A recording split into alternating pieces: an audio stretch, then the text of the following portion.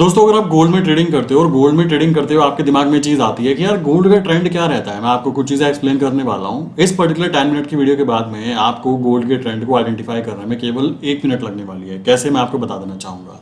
Basically मैं 7 year से trading कर रहा हूँ। ट्रेडिंग करते हुए मुझे मल्टीपल बुक्स पढ़ने के बाद में, मल्टीपल स्ट्रैटेजीज को आइडेंटिफाई करने के बाद में कुछ बातें क्लियर हुई। बातें ये है कि जितना ज़्यादा सिंपल तरीके से आप काम करोगे उतना ज़्यादा आपको प्रॉफिट देखने के लिए मिलेगा। मैं यहाँ पे आपको शेयर करना चाहूँगा एक इंडिकेटर का नाम, जो इंडिकेटर फ्री ऑफ कॉस्ट है और दुनिया भर के ट्रेडर इसको यूज़ करते हैं।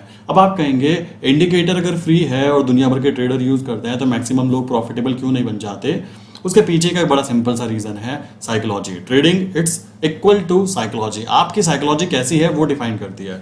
मैं यहाँ पे आपको एक्सप्लेन करके दिखाता हूँ। देखो सबसे इंपॉर्टेंट बात आती है, आपको करना क्या है। आप यहाँ पे ट्रेडिंग व्यू लाइक ये फ्री ऑफ कॉस्ट लाइक कह सकते हो आपका प्लेटफॉर्म है, आप उसके ऊपर जाइए। यहाँ पर आप क्या कीजिए, यहाँ पे सर्च कीजिए XAUUSD। एक्चुअल में जो XAUUSD है ये रियल गोल्ड है, जिस रियल गोल्ड के ऊपर हम लोग वर्क करते हैं और इसी गोल्ड को हमारा लाइक जो हमारी मार्केट के अंदर गोल्ड है वो फॉलो करता है। और जो फिजिकल गोल्ड आप लोग खरीदने जाते हो ना, कि गोल्ड खरीदने जा रहे हो, तो आपको बताना चाहूंगा वो फिजिकल गोल्ड का प्राइस भी इसी गोल्ड के प्राइस को देखते हुए लाइक कैलकुलेट किया जाता है। अब आप कहेंगे कि मैं क्या करूं। आप एक नॉर्मल इंसान है तो आप क्या कर सकते हो, आप बेसिकली फ्री ऑफ कॉस्ट जाओ tradingview.com, इसको आप ऐप को डाउनलोड कर लीजिए या फिर ट्रेडिंगव्यू वेबसाइट जो है .com, इसको आप वेब के थ्रू एक्सेस कर लीजिए। एक्सेस करने के बाद में नेक्स्ट स्टेप क्या होना चाहिए, नेक्स्ट स्टेप ये रहेगा, आप जाएंगे यहाँ पे इंडिकेटर वाले पार्ट, ये आपके सामने पार्ट जो दिख रहा है, आप इस पार्ट पे जब जाएंगे, यहाँ पे जाने के बाद में आपको क्लिक करना है और यहाँ पर आपको एक इंडिकेटर दिखाई देगा मूविंग एवरेज।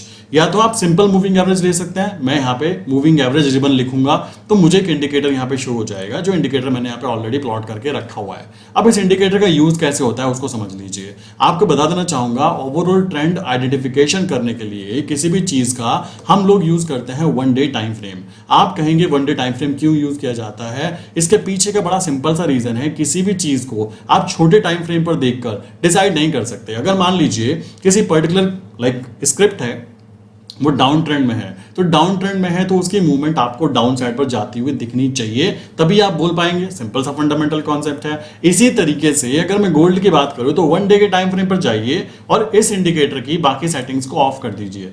बाकी सेटिंग्स मतलब इन सेटिंग्स को, ये कुछ इस तरीके से आपको दिखाई देगा जिसमें आपको ये सेटिंग दिखाई देगी। आप यहाँ पे क्या करेंगे, आप बेसिकली इस पर्टिकुलर सेटिंग को कंप्लीटली बंद करेंगे और केवल एक सेटिंग यहाँ पे ओपन रखेंगे जो है SMA 200 डेज मूविंग एवरेज। अब यहाँ पे बता देना चाहूंगा ये सिंपल मूविंग एवरेज है। इसके पीछे का रीजन ये है, मैं मानकर चलता हूं कि आपको ये बात समझ में आनी चाहिए कि अगर कोई इंसान नया है, ट्रेडिंग के अंदर नया आना चाहता है, तो वो क्या करेगा, वो सबसे पहले सिंपल मूविंग एवरेजेस पे वर्क करना चालू करेगा, ना कि किसी कॉम्प्लिकेटेड या फिर एक्सपोनेंशियल मूविंग एवरेज के ऊपर। इस चीज को ध्यान में रखते हुए हम लोग भी यहां पर क्या करेंगे, सिंपल मूविंग एवरेज को यूज करेंगे। सिंपल मूविंग एवरेज सबसे ज्यादा ईजी इसलिए रहेगा कि मैक्सिमम लोग इसी के ऊपर वर्क करने वाले हैं। चलो जी, अब नेक्स्ट स्टेप इसको ओके कर देते हैं। ओके करने के बाद में आप यहां पे देख सकते हो, अब इसको आप कहेंगे हम 5 मिनट पे लगा लें, हम 10 मिनट पे लगा लें, 15 मिनट पे लगा लें, ट्रेंड क्या है, तो आपके सामने ये चीजें दिखाई दे सकती हैं, आप यहां पे देख सकते हो। बट हमें यहां पे जो मेनली वर्क करना है वो वर्क करना है 1 डे के टाइम फ्रेम के ऊपर। आप ऊपर जाके यहां पे टाइमिंग चेंज करेंगे।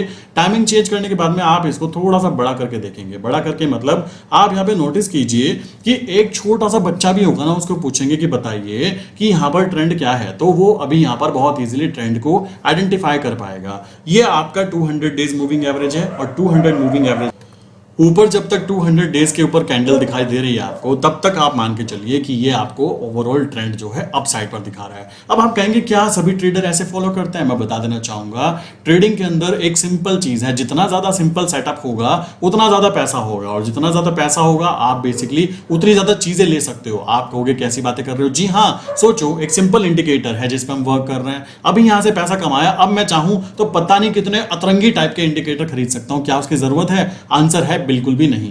हमें ये बात ध्यान रखनी है कि सिंपल चीजों पे अपने आप पे टिके रहें। और इन सिंपल चीजों की बात करें तो सबसे इंपॉर्टेंट एंड सबसे सिंपल चीज जो यहां पे दिखाई देगी वो है आपका 200 days moving average. 200 days moving average आपके सामने है, किस तरीके से वर्क करता है आप यहां पे नोटिस कीजिए। आप देखेंगे जब भी कैंडल 200 डेज के अप साइड पर होगी हम इसको अप ट्रेंड कंसीडर करके चलेंगे, और जब भी 200 डेज के डाउन साइड पे होगी इसको डाउन ट्रेंड कंसीडर करके चलेंगे। अब यहां पे एक चीज आपको एक्सप्लेन करता हूं। आपको पता होगा जहां पर चीज बार बार नीचे आती है, मान लीजिए ये बार बार नीचे आता है और नीचे आने के बाद में इस मूविंग एवरेज को टच करके वापस रिकवरी कर जाता है, देन हम इसको बोल सकते हैं अगर 200 डेज के ऊपर कैंडल है तो हम इसको बोल सकते हैं कि सपोर्ट की तरह 200 डेज मूविंग एवरेज वर्क करेगा कि अभी सपोर्ट, अभी कौन सा सपोर्ट है, तो नेक्स्ट सपोर्ट आप देखेंगे तो क्या पता लग रहा है आपको कि 2990 का नेक्स्ट सपोर्ट यहां पे दिखाई दे रहा है। अगर हम वन डे के टाइम फ्रेम पर देखें फॉर इन्वेस्टमेंट पर्पस की हमें देखना है कि ट्रेंड क्या है। क्लियर। सेकंड यहां पे बात आती है, अगर प्राइस 200 डेज को ब्रेक करके डाउन साइड पे आ जाता है तो हम उसको कंसीडर करते हैं कि अभी जो हमारा रेजिस्टेंस है जहां से प्राइस बार बार नीचे की तरफ मूवमेंट करेगा वो अभी क्या है, वो बेसिकली है 200 डेज के नीचे है। तो इसका मतलब अभी 200 डेज हमारा एक रेजिस्टेंस की तरह वर्क कर रहा है। तो एक ही इंडिकेटर दो तरीके से वर्क कर सकता है। ये आपके सामने देखने के लिए मिला कि अगर ये सपोर्ट की तरफ वर्क कर रहा है तो कैसे करेगा, और अगर ब्रेक हो जाता है देन उसको हम रेजिस्टेंस की तरफ वर्क करना मानते हैं। तो इस तरीके से हम लोग एक पिक्चर क्लियर कर जाते हैं कि ओवरऑल ट्रेंड चल क्या रहा है। आई विश यहां तक की बातें आपको भी अच्छे से क्लियर हो गई होंगी कि कैसे ओवरऑल ट्रेंड को आइडेंटिफाई करते हैं बहुत ही छोटे शॉर्ट नोट के अंदर। एंड इसी के साथ में आप भी ट्राई करके देखिए मल्टीपल चीजों के ऊपर। आप कहेंगे मल्टीपल चीजों का मतलब क्या है, क्या ये मूविंग एवरेज मल्टीपल जगह पे वर्क करता है? आंसर है जी हां, ये वर्क करता है। कैसे? मैं यहां पे डिफरेंट चीजों पे जाता हूं। मान लीजिए मैं निफ्टी पे जाता हूं, मैं चेक करना चाहता हूं निफ्टी का ओवरऑल ट्रेंड क्या चल रहा है।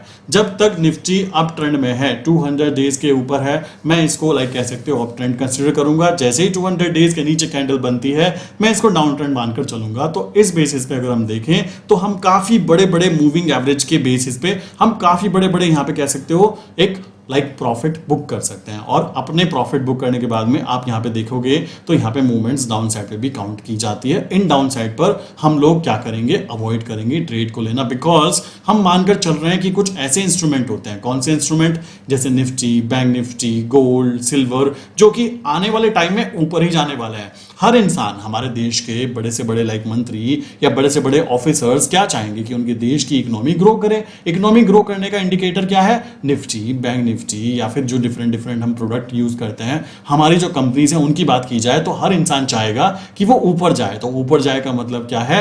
हम लोग यहाँ पे 200 डेज को आइडेंटिफाई करेंगे और देखेंगे 200 डेज के ऊपर है तो इसका ट्रेंड अपसाइड पर चल रहा है, तो हम यहाँ पर इसके अंदर अपसाइड पर गेम प्ले कर सकते हैं। कोई यहाँ पे प्रॉब्लम निकल के नहीं आती। और जैसे ही 200 डेज के नीचे कैंडल बनती है हम अपने ट्रेड को एग्जिट कर सकते हैं, क्या मानते हुए कि अभी कुछ समय के लिए ट्रेंड डाउन साइड पर जाने वाला है या फिर प्रॉफिट बुकिंग होने वाली है। तो इस बेसिस पे हम लोग यहाँ पे वर्क करते हैं। बाकी मैं आपको यहाँ पे और चीज दिखाऊं तो जैसे मान लीजिए मैं रिलायंस की बात करता हूँ। रिलायंस के शेयर्स की बात करें तो रिलायंस का शेयर आपके सामने है कि मूवमेंट्स की बात करें तो किस तरीके से मूवमेंट 200 डेज के ऊपर जब तक होगी हम इसको अप ट्रेंड मानकर चलेंगे तो आप देखेंगे आपको अच्छे खासे प्रॉफिट प्लस सही जगह पर एग्जिट करने की अपॉर्चुनिटी यहाँ पे ये देता है। क्लियर। इसी तरीके से हम यहाँ पे देखें डिफरेंट चीजें, जैसे एसबीआई शेयर की बात करें तो इस पर्टिकुलर शेयर में आप देखेंगे 200 डेज के ऊपर मूवमेंट हुई। इसका मतलब क्या है? आप यहाँ पे मल्टीपल चीजें कर सकते हैं। क्या? या तो आप उसके फ्यूचर को बाय करके चल सकते हैं, या फिर आप उसके स्टॉक्स को बाय करके चल सकते हैं, या फिर आप वहां पर वर्क कर सकते हैं क्या? ऑप्शन सेलिंग के अंदर, कि आप ऑप्शन सेल करते हो और सेल करने पर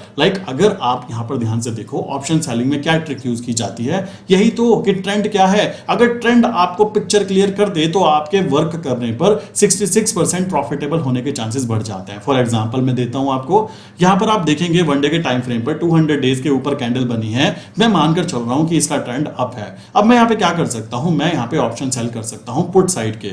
मेरा कहना है कि अभी प्राइस ऊपर जाए तो उस पर्टिकुलर कंडीशन में यहां पर क्या चीजें की जा सकती है? मैं यहां पे नीचे की 1560 की पुट को सेल कर सकता हूं एंड 1520 की पुट को बाय कर सकता हूं फॉर हेजिंग पर्पस। अब मेरे जीतने की प्रोबेबिलिटी कितनी हो गई पता है आपको? 66%।